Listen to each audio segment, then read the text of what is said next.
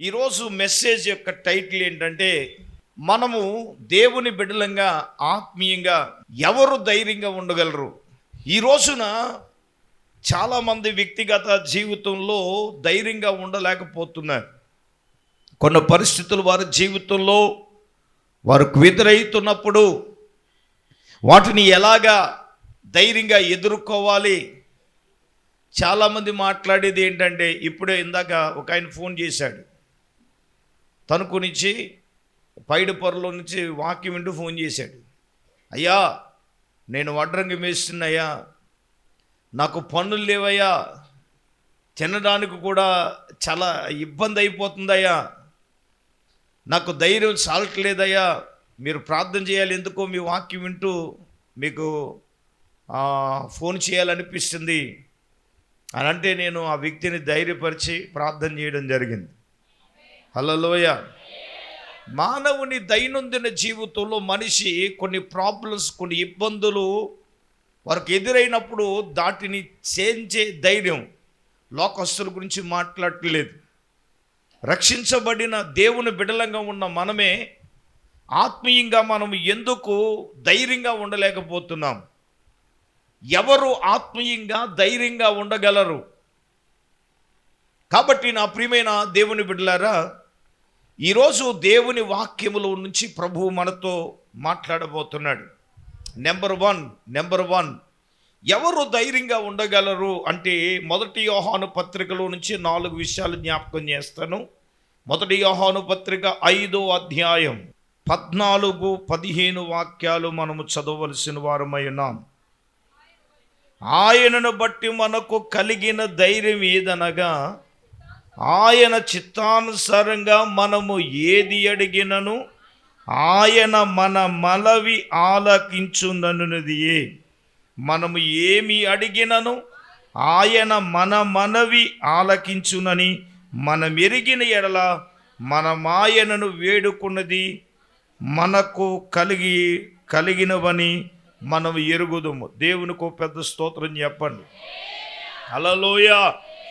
నేనేమంటానంటే సూటిగా చెప్పేస్తాను. ఏంటో చెప్పనా?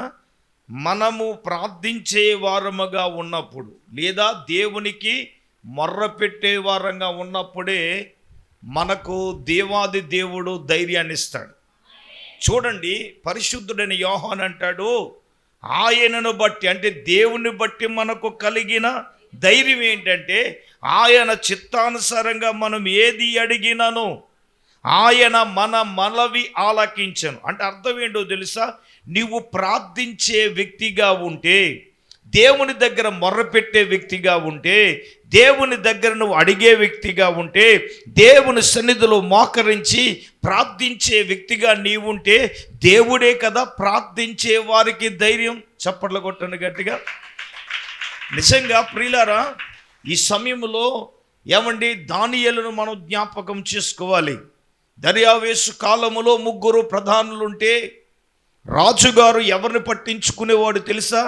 దానియేలును పట్టించుకున్నాడు. వీళ్ళిద్దరికీ కోపం వచ్చేసింది. ఒరే, మనము ప్రధానమంత్రులుగా ఉంటున్నాం, రాజుగారు ఎవరిని పట్టించుకుంటున్నాడు? దానియేలునే పట్టించుకుంటున్నాడు. మాటకి ఉసికి చిన్న పని వచ్చిన దానియేలు అంటున్నాడు, పెద్ద పని వచ్చిన దానియేలు అంటున్నాడు. అసలు మనం ఎందుకురా అని వాళ్ళు ఇద్దరిలో వీడి మీద కాన్సన్ట్రేషన్ పెట్టారు. ఎవరి మీద? దానియేలు మీద. ఎలాగైనా రాజుగారి దగ్గర నుంచి ఈయన ఎలాగైనా తీసేయాలి. అంచేత వీళ్ళు తప్పులు లోపాలు ఏమున్నాయని కనిపెట్టారు వీళ్ళిద్దరూ. ఎవరిని? దానియేలుని. వీళ్ళ కనిపెడతా ఉండగా వీళ్ళకి పెద్ద దొరికిన ఒక విషయం ఏంటంటే, వాళ్ళలో తప్పైనను లోపమైనను తగిన హేతువైనను వాళ్ళు కనుగొనలేకపోయారండోయ్. కానీ దానియేలులో మొత్తం మీద ఒక పెద్ద తప్పు కొనిగేసుకున్నారండి మార్తమ్మ గారు. ఏంటయ్యా తప్పు అంటే, తాను నమ్మిన తన దేవునికి ప్రతిరోజు 3 మార్లు ప్రార్థన చేయడం. చెప్పండి ఎన్నిసార్లు? 3 సార్లు ప్రార్థన చేయడం. అదే పెద్ద తప్పు. మన తెలుగులో ఒక సామెత ఉంటుంది, ఏ వంక లేనోడంట. చెప్పండి అమ్మా, ఇటువంటి మాత్రం బ్రహ్మాండంగా చెప్తారు. అడిగితే వాక్యం చెప్పరు కానీ. దేవునికి స్తోత్రం. ఇప్పుడు వీడికి ప్రార్థనే వంక దొరికింది. ఇప్పుడు చెప్పండి, వీళ్ళిద్దరూ కలిసి ప్లాన్ చేసి రాజుగారి దగ్గరికి వెళ్ళి ఒక శాసనం చేయించారు. ఏంటి ఆ శాసనం? నెల రోజుల వరకు ఏ వ్యక్తి ఎవరు ఏ దేవునికి ఏం చేయకూడదు, ప్రార్థన చేయకూడదు, పూజ చేయకూడదు, మొర్ర పెట్టకూడదు, ఏం చేయకూడదు. డైరెక్ట్గా ప్రార్థనే చేయకూడదని పెట్టేశారు శాసనం. ఎవరి గురించి అండి? దానియేలు గురించి. అలాగ ఎవరైతే ప్రార్థన చేస్తారో వారిని తీసుకెళ్ళి ఎక్కడ పడేస్తారు? సింహాల బోనులో పడవేయబడుతుందని ఏమండి ఆజ్ఞ జారీ చేయబడింది. నేను అడుగుతున్న ఇక్కడున్న మనలో అదే ఆజ్ఞ మనకు జారీ అయిందనుకోండి, ఎంతమంది ప్రార్థనకు వస్తారు? ఊరుకోండి, అన్ని కృపాద్వారాలు తెరిచుంటే ప్రార్థనకి రమ్మంటే భక్తులు చాలామంది రాలేదు. అర్థమవుతుందా? ఇప్పుడు భక్తులు రావడానికి సభల పూర్వకాలం అయితే ఏముండేది కాదు. ఇప్పుడు భోజనాలు ప్రియులందరికీ ప్రేమ విందు కలదో.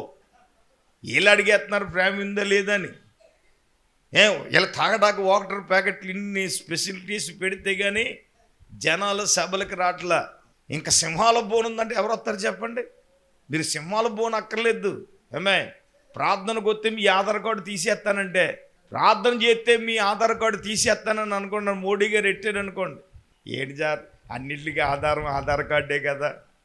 ఇప్పుడు బ్యాంక్ అకౌంట్కి ఆధార్ కార్డే, గ్యాస్కి ఆధార్ కార్డే, పెన్షన్కి ఆధార్ కార్డే, అన్నింటికి ఆధార్ కార్డే. ఇప్పుడు చూడండి, ఓటర్ ఐడికి కూడా ఆధార్ కార్డు లింక్ చేశాడు. అది ఇంకా అవ్వలేదు, జరుగుతూ ఉంది. ఊరుకోండి సార్, అయ్యగారు అన్నిటికీ ఆధార్ కార్డు అంటే ఇప్పుడు ఆధార్ కార్డు తీసేస్తే ఎలాగండి బాబు? ఈ 30 రోజులు బతుకుంటే బలసి కూరైనా తిని బ్రతుకుంటాను, మనసంతా నువ్వే అని మనసంతా ప్రార్థన చేసుకుని మనసులోనే చేసుకుంటానండి, పైకి చేయనండి, ఏదో మనసంతా నువ్వే అన్నట్టుగా అలాగని అనేవాళ్ళు. అంతా ఎందుకు? నువ్వు గత ఎండకి అత్తేనే నువ్వు ప్రార్థనకు రావు, వర్షం గట్టిగా కురితేనే ప్రార్థనకు రావు, ఏదైనా ఆదివారం ఫంక్షన్ జరిగితే ప్రార్థనకు రావు. నేను అడిగేది ఏంటంటే, సింహాల బోనులో వేస్తానని తెలిసినా కూడా ప్రార్థించేవారు ఉన్నారంటే దానియేలు ఉన్నాడు. చప్పట్లు కొట్టండి. అతని గురించి రాయబడిన మాట ఏంటో తెలుసా? ఇట్టి శాసనము మీద సంతకము చేయబడినని దానియేలుకు తెలిసి కూడా అతడు తన ఇంటికి వెళ్ళి యథాప్రకారంగా అనుదినము 3 మోకాలుని గట్టిగా ప్రభుకి మహిమ కలుగునట్లుగా. అర్థమవుతుందండి? ప్రార్థన చేస్తే సింహాల బోనులో వేస్తానని తెలిసినా కూడా వెళ్ళి ఏం చేశాడండి? ప్రార్థన చేశాడు కదా, తండ్రికి మొర్రపెట్టాడు కదా, తండ్రి ఎదుట అంగలార్చాడు కదా.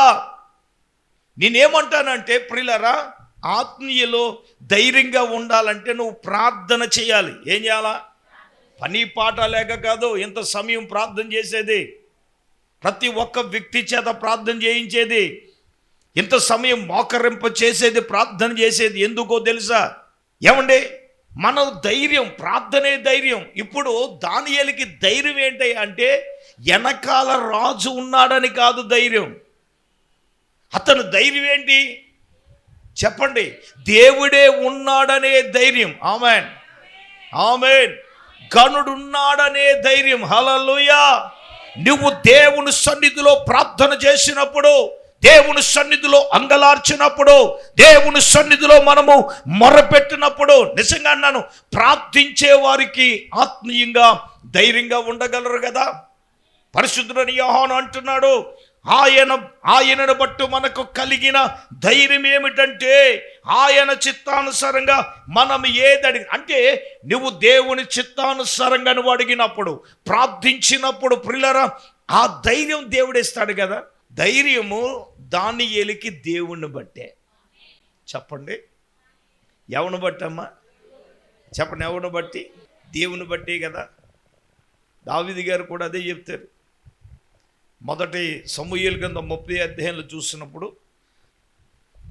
అమాలేకీయులు వచ్చి దావీదు గారిని, దావీదు గారి భార్యని, దావీదు గారి పిల్లల్ని ఎత్తుకుపోయారు. ఎత్తుకుపోతే ప్రియులారా, దావీదు కూడా ఉన్నవాళ్ళు, ఒరే బాబు, ఈ సమస్యలు, ఈ బాధలు, ఈ కష్టాలన్నీ ఎవరిని బట్టి వచ్చినాయి అంటే దావీదుని బట్టి వచ్చిన మనం. కాబట్టి మనం ఏం చేద్దామంటే, దావీదుని రాళ్లతో కొట్టి చంపేద్దామని అనుకున్నారు. ఒక పక్కనేమో భార్యని పిల్లల్ని తీసుకుపోయారని దావీదు గారు బహో దుఃఖంతో బాధపడుతున్నారు. ఇప్పుడు ఏం చేయాలి? వీళ్ళు దావీదును ఓదార్చాలి కదండి, మాట్లాడాలి, దావీదును ఆదరించాలి కదా, దావీదును ఓదార్చాలి కదా. ఓదార్చడం పోవడం పక్కన పెట్టండి, ఆదరించడం మాట పక్కన పెట్టండి.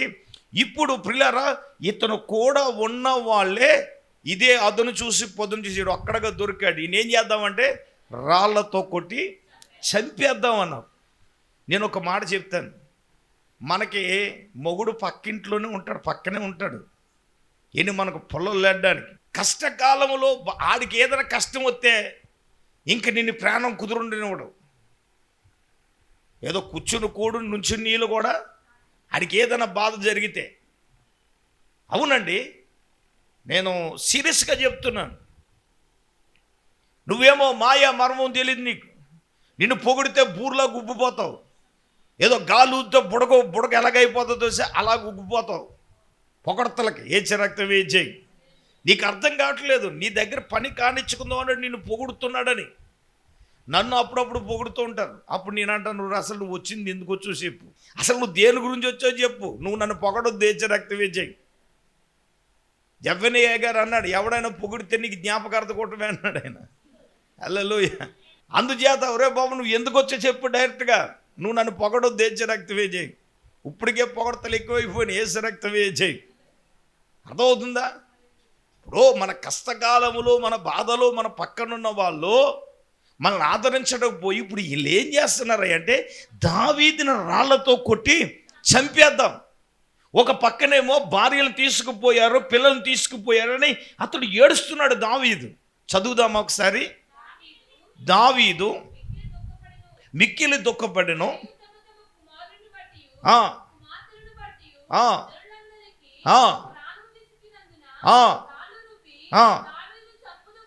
దావీదును చంపుదము రండి అని దావీదు తన దేవుడైన యెహోవాను బట్టి ధైర్యం తెచ్చుకున్నాడు. చప్పలు కొట్టండి గట్టిగా. అర్థమవుతుందా? తన చుట్టూ ఉన్న వాళ్ళు రాళ్లతో కొట్టి చంపాలనుకున్నప్పుడే ఏమంటే భార్య పిల్లల కోసం నేనేమంటాను, దావీదుకి ఎదురైన సిచ్యువేషన్ మన వ్యక్తిగత జీవితంలో ఇటువంటి అనుభవం నీ జీవితంలో లేదా? ఉన్నాయి. ఆదరణ లేదు ఈ కల సమయంలో. దావీదుకు ఎదురైన అనుభవమే నీకు ఎదురైనప్పుడు. నేనేమంటానంటే దావీదు కూడా దేవుడని యెహోవాను బట్టి ఏం తెచ్చుకున్నాడు తెలుసా? దానియేలు ఎలాగైతే దినానికి 3 మార్లు ప్రార్థన చేసేవాడో దావీదు కూడా దినానికి 3 మార్లు ప్రార్థన చేసేవాడు, 7 సార్లు దేవుని స్తుతించేవాడు. చప్పట్లు కొట్టండి గట్టిగా. నేనంటాను, ఆత్మీయంగా నీవు ధైర్యంగా ఉండగలిగితే విశ్వాసి, నువ్వు ప్రార్థించే వ్యక్తిగా నీవు ఉండాలి. దేవుని సన్నిధిలో మొరపెట్టేవారుగా నీవు ఉండాలి. దేవుని సన్నిధిలో నువ్వు ప్రార్థించే వ్యక్తిగా నీవు ఉన్నప్పుడే కదా దేవుని ఎదుట ధైర్యంగా నిలబడగలిగేదే. దేవుడు ఈ 2025వ సంవత్సరంలో దైవజనుడికి దేవుడు ఇచ్చిన ప్రేరణ ద్వారా గంట కాదండి, దాదాపుగా 1.5 గంట అయిపోతుంది. నాలో కంగారు పుట్టేది ఏంటంటే నేను ఆన్ చేసేటప్పుడు 3 రెడీగా ఉంటున్నారు. దేవుని స్తోత్రం. అది నాకు చాలా సంతోషం. హల్లెలూయా. దేవుని సన్నిధిలో మనము ప్రార్థించినప్పుడు ఎవడ ధైర్యాన్ని, దావీదులో అదే ధైర్యం, దానియేలు అదే ధైర్యం. అబ్బాయ్ సింహాల బోనులో వేసినా సరే దానియేలు ధైర్యంగా ఉన్నాడు. కారణం ఏంటో తెలుసా? ఆ ధైర్యం దానియేలులో దేవుడే నింపాడు. ఆమేన్. దావీదులో కూడా అదే ధైర్యాన్ని దేవుడు నింపాడు. నువ్వు ప్రార్థించే వ్యక్తిగా ఉంటే, ప్రార్థించే బిడ్డగా నీవు ఉంటే అదే ధైర్యాన్ని దేవుడు నీతో నింపబోతున్నాడు. హల్లెలూయా. చెప్పండి గట్టిగా, చేతులెత్తి. దేవుడు నింపబోతున్నాడు. అదే ధైర్యాన్ని దేవుడు నీకు ఇవ్వబోతున్నాడు. ఆమేన్, ఆమేన్. ఒకటి, నువ్వు ప్రార్థిస్తే ధైర్యంగా ఉంటావు. రెండవదిగా ప్రియులారా, ఈ 1 యోహాను పత్రికలో 3వ అధ్యాయం మనము 20-21 వచనాలు చదువుదాం. చూడండి. మనము సత్య సంబంధులు మరి దేవుడు మన హృదయము కంటే అధికుడై సమస్తమును ఎరిగి ఉన్నాడు గనుక మన హృదయము ఏ విషయములలో మన యందు దోషారోపణ చేయునో ఆయా విషయములలో చూడండి ఆయన ఎదుట మన హృదయము సమ్మతిపరచుకుంది. ప్రియులారా, మన హృదయము మన యందు దోషారోపణ చెయ్యని ఎడల దేవుని ఎదుట ధైర్యంగా ఉండగలం. కొట్టన చప్పట్లో కొడితే గట్టిగా కొట్టండి. రెండవది నీ హృదయములో పాపం లేనప్పుడు నువ్వు ధైర్యంగా ఉండగలవు. మరొకసారి 21 వచనం చదువు. ప్రియులారా, మన హృదయము మన యందు ఏం చేయకూడదు, దోషారోపణ చెయ్యని ఎడల దేవుని ఎదుట ఎలాగుండగలం చెప్పండి. ఏమండి, మన హృదయము మనలో మనం చేసే కొన్ని పనులను బట్టి దోషారోపణ చేయట్లేదా? తినకూడదని తెలుసు, చూడకూడదని తెలుసు, వెళ్ళకూడదని తెలుసు, తెలీదా? ఒక్కొక్కసారి యూట్యూబ్లో నేను వెళ్తున్నప్పుడు ఒక్కొక్కసారి నాకు తగిలినప్పుడు నాకు బాధ వేస్తూ ఉంటుంది. మిస్ అయినప్పుడు లోకసందంగా ఒక్కొక్కసారి తగిలేస్తూ ఉంటాయి. ఇప్పుడు సపోజ్ ఎవడైనా వెళ్తూ ఉంటాడు, ఆడు చెవులో ముందు నేను విన్నదే తెలీదు, ఈ వెనకాల విన్నదే తెలుస్తుంది. ఏమనుకుంటారు అంటే ఆ విషయంలో నా హృదయం ఏం చేస్తుంది అంటే నా మీద ఖచ్చితంగా దోషారోపణ చేస్తుంది. అందుకే మా అమ్మమ్మ గారు ఎప్పుడు ప్రార్థన చేసేవారు ప్రతిరోజు, ప్రభువా నాకు తెలియకుండా నేను చూపుల ద్వారా కానీ మాటల ద్వారా కానీ ఆలోచన ద్వారా కానీ చేసిన అపరాధ దోషములుంటే నన్ను క్షమించు అని ఎప్పుడు కూడా ప్రార్థనలో జ్ఞాపకం చేసేవారు. అబ్బాయి సురేంద్ర ఒకరోజు నేను అడిగాను, ఏంటమ్మా అలా ప్రార్థన చేస్తామంటే, అవును నాన్న, మనం తెలియకుండానది జరగవచ్చు. ఇంకో మాట అన్నారు, నిన్ను బట్టి ఎదరవాడు అలాగ ఊహించుకున్న అది మన మీద దోషమే. కాబట్టి మనం ఏ సిచ్యువేషన్లో చేశామో అది దేవునికి మనకు తెలుసు. కాబట్టి దేవుని ఎదుట మనలను మనం ఏం చేయాలి చెప్పండి. కొంతమందికి దోషారోపణ చేయదనుకుంటున్నారా? వాక్యంలో నడిచేవాడు, వాక్యానుసారంగా జీవించేవాడు ప్రతి ఒక్కరి మీద నువ్వు ఇది చెయ్యకూడదని హృదయం దోషారోపణ చేస్తుంది. ఇప్పుడు అసలు కీలకమైన పాయింట్ ఏంటంటే, ఎవరు హృదయం అయితే ఆయన యందు దోషారోపణ చేయని ఎడలా, అంటే నీ హృదయములో పాపము లేకుండా ఉంటే, నీ హృదయములో పాపము లేకుండా ఉంటే నీవు ధైర్యంగా ఉండగలవు కదా. ఆలోచన ద్వారా పాపం చేసేవారు లేరా? తలంపుల ద్వారా పాపం చేసేవారు లేరా? ఆడు చేయలేందే చేసేనని హెచ్చరించే వాళ్ళు చాలామంది లేరా అంటే ఉన్నారు. ఆడు చేయడు కానీ చెయ్యమని హెచ్చరిస్తాడు, కానీ ఆడు హృదయము వాడి మీద ఏం చేస్తుందో తెలుసా? చెప్పండి అమ్మ గట్టిగానే, దోషారోపణ చేస్తుంది. అంటే నేనేమంటాను, రెండవదిగా పాపము లేని వారుగా ఉంటేనే మనం ధైర్యంగా ఉండగలము. తప్పు చేయనప్పుడు, తప్పు చేయనివాడు ఎలా ఉంటాడు సార్ చెప్పండి? ఎలా ఉంటాడు సార్? ధైర్యంగా ఉంటాడు సార్. తప్పు చేసినోడు వెనక్కి సిగ్గుపడుతూ ఉంటాడు, బిరియపడుతూ ఉంటాడు, ధైర్యంగా రాలేడు. నేను ఒక మాట చెప్పిన, మాకు ట్రైనింగ్లో సైకాలజీలో థియాలజికల్గా ఒక సబ్జెక్ట్ చెప్తారు. ఏంటంటే ఆ సబ్జెక్ట్లో ప్రాముఖ్యం ఏంటంటే, నువ్వు ఫేస్ను బట్టి నువ్వేం చేయాలి, నువ్వు వాళ్ళ మనస్సును ఎరిగి ఏం చేయాలి, నువ్వు వాక్యం చెప్పాలి. అర్థమవుతుందండి? మీరు ఇందులో అమాయకంగా మీరు చూడొద్దు. ఇందులో ఇన్నే రకాలు ఎన్ని, వాక్యం విన్న రకాలు ఎన్ని. ఏమంటే టైం గంట ఎప్పుడు ముగించేస్తాడో, ఎప్పుడు అయిపోతాయి, ఏసు రక్తం వేసేయి హల్లెలూయా అని వెళ్ళిపోయే రకాలు కొంతమంది ఉంటే, కొంతమంది రకాలు నిజంగా దేవుడు ఏం మాట్లాడతాడో అయ్యో ఈ రోజున మాట్లాడాలని ఆశతో కూర్చున్న వాళ్ళు కొంతమంది ఉన్నారు. పేర్లు చెప్పలేండి, దేవునికి స్తోత్రం. చెప్పండి గట్టిగా, చేతులెత్తి హల్లెలూయా. మాకు నేర్పిస్తారు. అందుకే పరిశుద్ధాత్మ దేవుడు సేవకుని నిలబడినప్పుడు సేవకుల్లో నుంచి ఈ రోజున మాట్లాడారంటే అక్కడ సందర్భానుసారంగా ఏది అవసరమో అదే పరిశుద్ధాత్మ దేవుడే మాట్లాడుతాడు. హల్లెలూయా. మన హృదయము మన మీద దోషారోపణ చేయని ఎడల ఏమండి మనము దేవుని ఎదుట ఎలా ఉండగలం? ఏమండి దేవుని ఎదుట మనకు ఎందుకు ధైర్యం లేదు? పాపడపు క్రియలు మానేవా మనం? పాపపు ఆలోచనలు మానేమా చెప్పండి. ఇప్పుడు ఆయన దగ్గరకు వచ్చినా కూడా ఒకవేళ పాపంతోనూ ఒక వ్యక్తిని పక్షవాయువు గలవాన్ని నలుగురు మోసుకుని వచ్చారు. నేను అదే జ్ఞాపకం చేశాను. ఏమండి, యేసుక్రీస్తు దగ్గరకు రావడానికి ఖాళీ లేదు.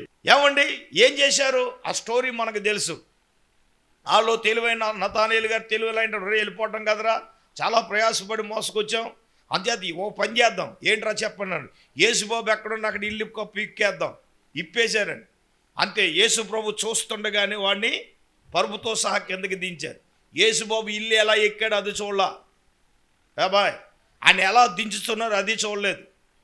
యేసు ప్రభు ఏం చూశాడంటే వాళ్ళ విశ్వాసాన్ని చూశాడు. ఓకే, విశ్వాసాన్ని చూసినప్పుడు అంటే ఏమనాలి? నీ పరుపు ఎత్తుకుని, ఒరే అబ్బాయి నువ్వు లేచి, ఒరే చాలా ప్రయాసపడి నలుగురు మోసుకుని వచ్చారు కాబట్టి నువ్వు లేచి నీ పరుపు ఎత్తుకుని వెళ్ళిపో అని అన్నాడా? మరి ఏమన్నాడా? ఇప్పుడు యేసుబాబు ఏం చెప్పాడంటే, కుమారుడా నీ పాపములు, అది దేవునికి స్తోత్రం. నా పాయింట్ ఏంటంటే, ఆయన దగ్గరకు వచ్చిన వాడి జీవితంలో కార్యం చేయడానికి, వాడు పాపాలను క్షమిస్తే కానీ, అంటే ఆడు పాప రోగానికి మందేస్తున్నాడు. నువ్వు యేసు ప్రభు దగ్గరకు వస్తే నీ జీవితంలో కార్యాలు జరగాలంటే ముందు నీ పాప రోగానికి మందేయాలి. నీ పాపాలు క్షమించబడాలి. యేసు రక్తం చేత నీ అపరాధాలు కడుక్కోవాలి. యేసు రక్తం చేత నీ దోషాలు కడుక్కోవాలి. యేసు రక్తం చేత, అర్థమవుతుందండి?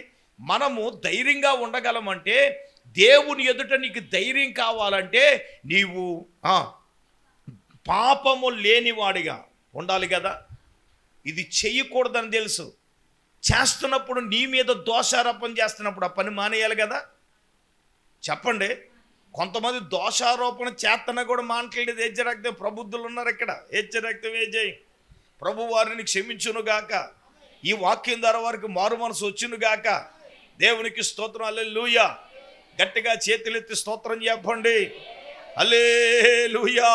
దేవుని సంగమా, దేవుని బిడ్డలారా, పరిశుద్ధాత్మ దేవుడే ఈ అభిషేక ఆరాధనలో ప్రభు మనతో మాట్లాడుతున్నాడు. పాపము లేకుండా ఉంటే ఆత్మీయుడు ధైర్యంగా ఉండగలడు. యోబులో ఎందుకు వచ్చింది ఆ ధైర్యం? యోబు ఆస్తి తీసేసిన, పిల్లలు తీసేసిన, ఏమంటే నోటు మాటతో పాపం చేశాడు చెప్పండి.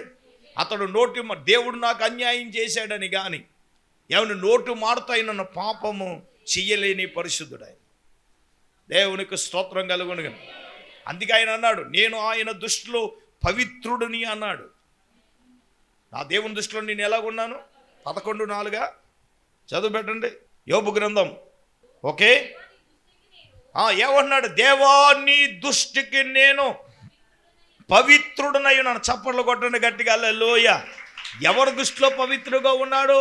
దేవా నీ దృష్టిలో, ప్రభు దృష్టిలో మనము పవిత్రులుగా ఉండాలి. నేనంటాను, ప్రభు దృష్టిలో ఎవడు పవిత్రుడుగా ఉంటాడో తెలుసా? ఆడి హృదయం ఆడి మీద ఎవడి మీద అయితే దోషారోపణ చేయదో వాడే పవిత్రుడుగా, పరిశుద్ధుడుగా ప్రభు ఎదుట ఉండగలడు. ఆమేన్, ఆమేన్. యోహాన్ అంటున్నాడు, మన హృదయము మన యందు దోషారోపణ చేయని ఎడల మనము దేవుని ఎదుట ఎలాగుండగలం? ధైర్యం. ఆమేన్, ఆమేన్, ఆమేన్. తెలీదు అనుకుంటున్నావా నువ్వు? దోషారోపణ చేయదు. ముందు నువ్వు చేసేది తప్పు అనేది నీ మీద దోషారోపణ చేసేది. నిజంగా తప్పు పాపం నీలో లేనప్పుడు నీ మీద ఏం చేయదు? అర్థమవుతుందా? ఒక్కొక్కసారి వాక్యం దోషారోపణ చేస్తున్నావేమన్నావు, అదిగో నా గురించే చెప్తున్నాడు, నా గురించే మాట్లాడుతున్నాడు. నీ గురించి నేను మాట్లాడవలసిన పని ఏది? మనం ఏమైనా కొట్టుకున్నావా? లేకపోతే మీ మీద ఏమైనా నా కక్ష, మీ మీద ఏమైనా నాకు బాధమా? నేను ఇక్కడ నిలబడిన తర్వాత పరిశుద్ధాత్ముడు ఏం మాట్లాడతాడు నాకే తెలియదు. దేవునికి పెద్ద స్తోత్రం చెప్పండి. హల్లెలూయా. అంటే వాక్యం ద్వారా కూడా నీ మీద దోషారోపణ చేయబడినప్పుడైనా సరే, అయ్యో నేను తప్పు చేశానే, నేను పాపం చేశానే, వాక్యానికి దేవునికి వ్యతిరేకంగా నేను జీవిస్తున్నానే, ఇప్పుడైనా నా జీవితాన్ని సరిచేసుకుంటాను, నా ఆలోచన సరిచేసుకుంటాను, నా బ్రతుకుని సరిచేసుకుంటాను, నా ప్రవర్తన సరిచేసుకుంటాను, నా జీవితాన్ని అయినా ఇప్పటికైనా నేనేం చేస్తాను? సరి చేసుకుంటానని వాక్యం ద్వారా మాట్లాడినా సరే, నీ జీవితాన్ని నువ్వు వాక్యంతో నీ పాపాన్ని, నీ అపరాధాన్ని నువ్వు కడుక్కుంటే, నేనంటాను దేవుని ఎదుట నువ్వు ధైర్యాన్ని కలిగి ఉండగలవు. హల్లెలూయా. చెప్పండి గట్టిగా, చేతులెత్తి. నేనంటాను, తప్పు చేసినప్పుడు దోషారోపణ మన మీద చేస్తాం. మనం ఎలాగుండాలంటే మన హృదయము మన మీద దోషారోపణ లేకుండా ఉన్నప్పుడు మనం ఎలాగ ఉండగలమండి? ధైర్యంగా ఉండగలం కదా. ఆ ధైర్యం నీకు లేదు అంటే ఏదో ఒకటి దోషారోపణ మన మీద, పాపము మన మీద ఏలుబడి చేస్తుందనే సత్యాన్ని నేను మనం అంగీకరించాలి. మూడవదిగా దేవుని బిడ్డలారా, పరిశుద్ధుడైన యోహాను తన పత్రికలో 2వ అధ్యాయానికి వద్దాం. 2వ అధ్యాయము 28-29 వచనాలు మనం చూద్దాం. కాబట్టి చిన్న పిల్లలారా, ఆయన ప్రత్యక్షమైనప్పుడు ఆయన రాకడయందు మనము ఆయన ఎదుట సిగ్గుపడక ధైర్యము కలిగి ఉండునట్లు మీరు ఆయన యందు నిలిచి ఉండండి. ఆయన నీతిమంతుడని మీరు ఎరిగి ఉన్న ఎడల నీతిని జరిగించు ప్రతివాడు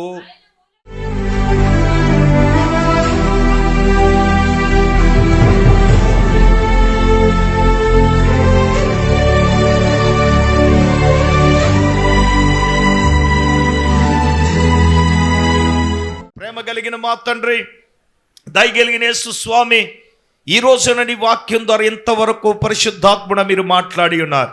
దేవుని బిడ్డలు ఆత్మీయంగా ఎవరు ధైర్యంగా ఉండగలరు అని మాతో మాట్లాడావు. ఆత్మీయంగా ఎవరు ధైర్యంగా ఉండగలరని మాట్లాడావు. నైనా 7 అంశాలు అయ్యా ఇక్కడ కూడిన బిడ్డలందరితోనూ, టీవీ ముందు కూర్చున్న వారితో కూడా నువ్వు మాట్లాడుతూ ఉన్నావు. అయ్యా, విత్తబడిన వాక్య బిడ్డల హృదయాల్లో నీరు కట్టి ఫలింప చేయండి.